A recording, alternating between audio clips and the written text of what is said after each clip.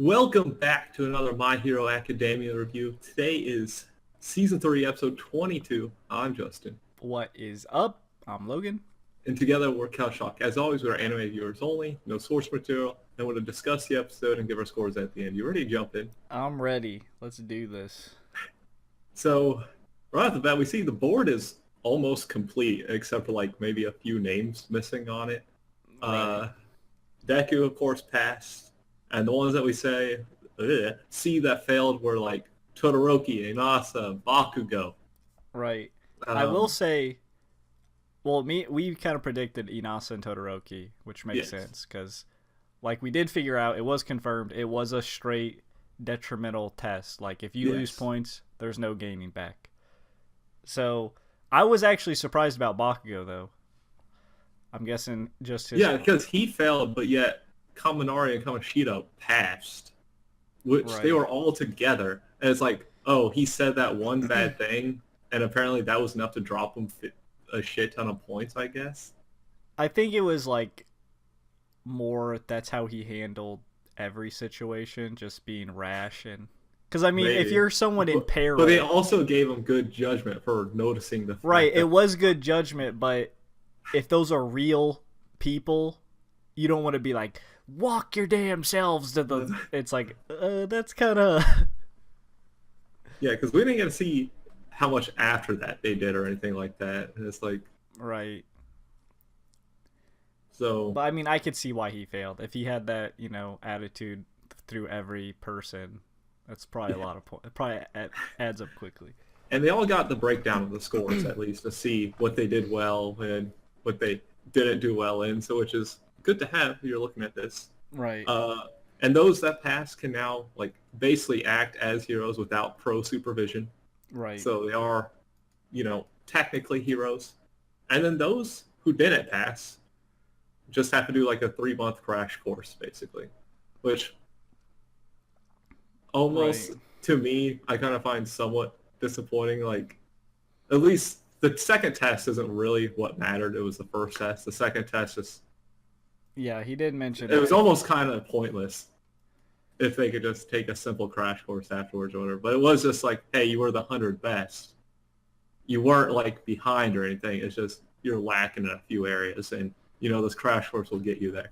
Yeah. I mean, so failing it wasn't like a big deal. And they have the option to retake it, obviously. Yeah. I would just take the crash course.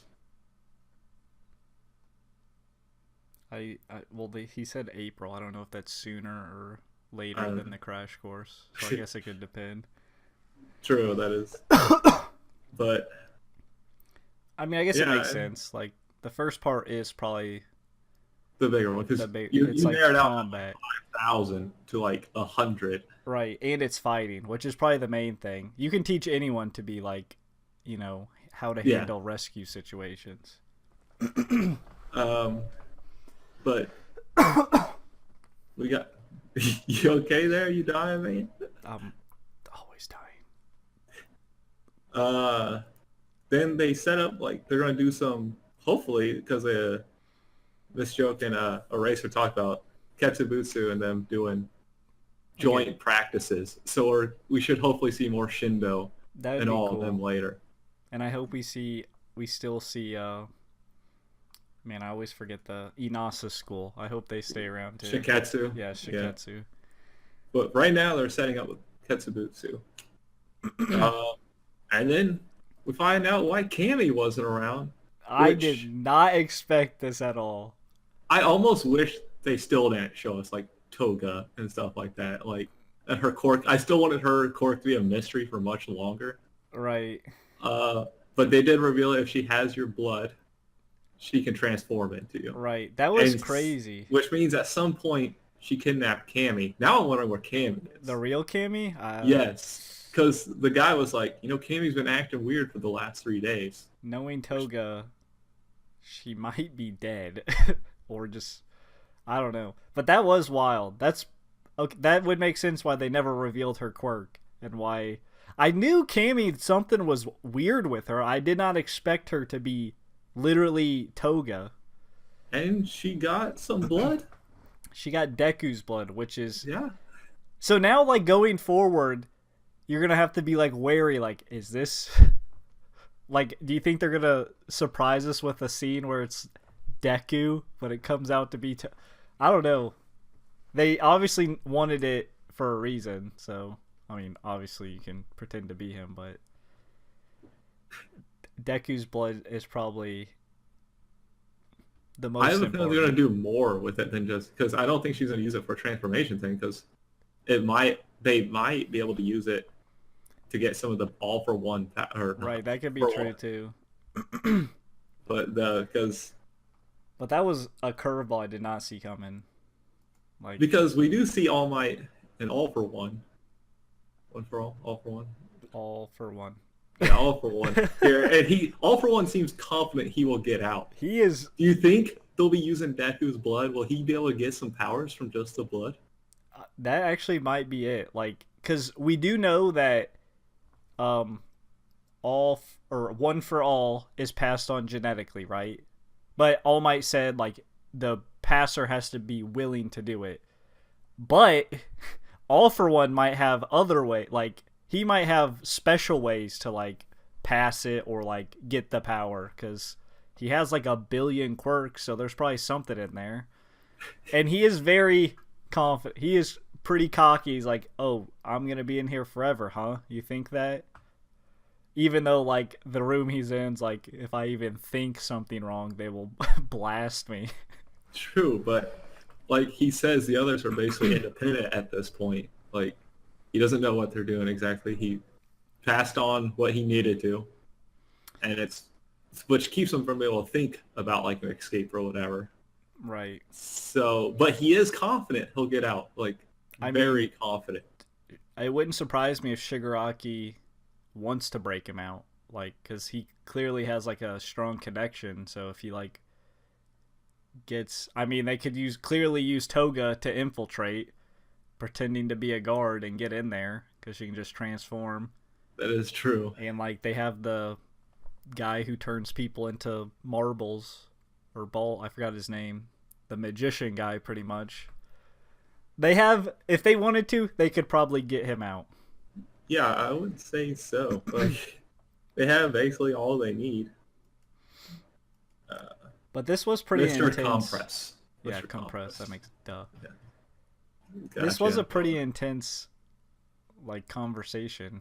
Yeah, because All for One is like, well, this is basically what's going to happen. I say basically a lot. I just realized. We'll just anyway.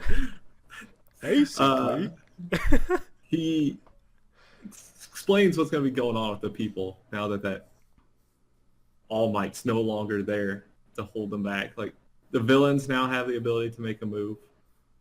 They can sit back and wait for things to play out. Right. And the people don't have that strong sense of unity. They have Endeavor now for number one, who doesn't have the same presence as All Might at all. True, which we've been seeing. We've even seen like the committee, like we need to somehow make up for All Might's, like the loss of All Might, which is really hard to do because, especially since Endeavor's now number one. Yeah, because I mean, even taking like what Inasa gets from Endeavor, I'm pretty sure he's not the only one that's been pushed away from Endeavor. Right. And that's not the kind of person you want for your number one hero. Exactly. But I mean, he got under All Might's skin a bit. He did. Which, I mean, what he said is kind of true. Like, him being exposed like that kind of broke this symbol of peace and this feeling of safety. And the feeling of, like, defeat for villains. Now they're like, okay, he's gone. We have a chance now. So, it's going to be pretty crazy. Yeah. And then here at the end, though, we also got Bakugo finally calling out Deku on everything. He is not playing around. He connected the dots, which it would make sense from his perspective. Like, Deku once upon a time said, I got my quirk from someone else. He was probably like, what the hell does that mean?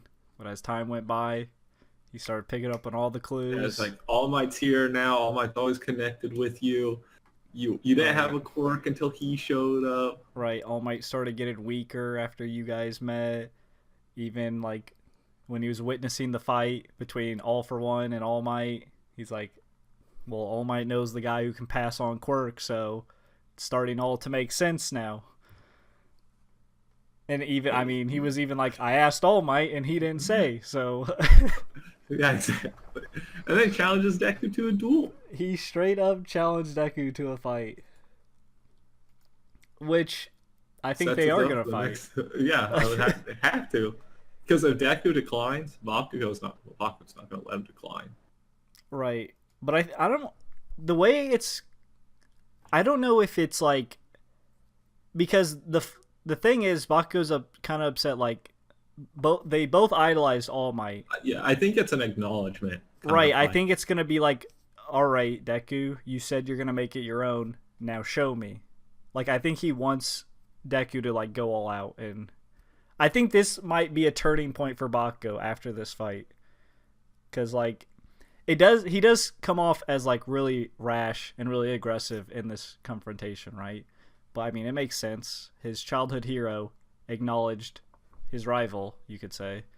Yeah. And now his rival is not only the indirect downfall of his hero, because he got weaker, but also is going to pretty much surpass him, or that's how he sees it. Like, I'm going to get surpassed by Deku.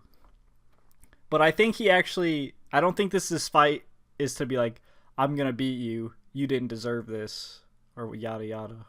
I think it's going to be more of a, all right, show me. Yeah, I think at the end it's going to be the acknowledgement thing. Like, right, show me why All Might chose you.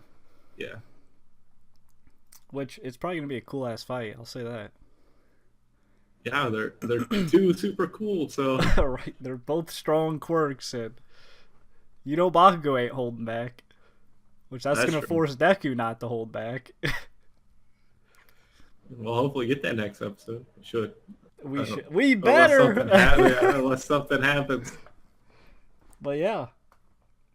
That was majority of the episode is pretty much two major conversations. Yeah.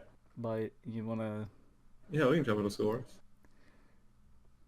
You want me to start? You start? Yeah, go ahead. You can start. I'll say, even though there wasn't a ton of action, I'll say it was still super enjoyable. I'll say like 8.5. It was still solid. I will say the test, like, it does, like, even though the second part wasn't important, it was important, but, like, not as meaningful as the first test. It still makes sense. Like, it still makes sense that you would rather have strong fighters than strong, like, react to rescue situations, because one is more easily taught than the other. I really enjoyed All Might and All for One. Their conversation was intense. I actually really enjoyed the end that we didn't really touch on, how he's like, your plan is to get Shigaraki to kill me or to kill Deku. Oh, yeah. That was... He kind of made that... I can't be killed. Right, he made that strong declaration, like, that's not going to happen. I do like the confrontation at the end. Bakugo versus Deku.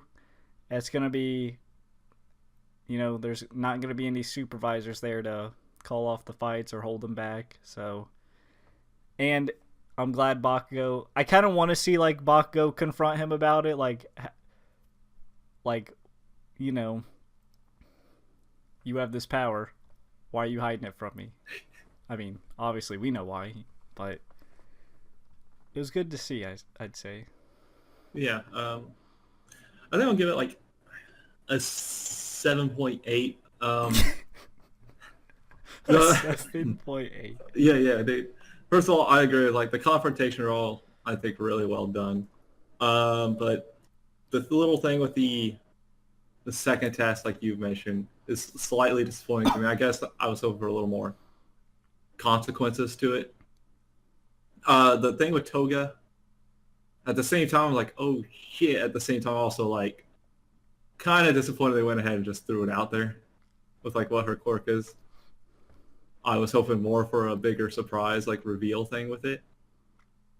But other than that, everything else was super solid. It was just, like, those two little minute things that kind of, there's, like, disappointment and there's also excitement at the same time with them. Yeah, that makes sense. But yeah, that's it. That is it. Now you know what we gotta do next, right? Spiel time!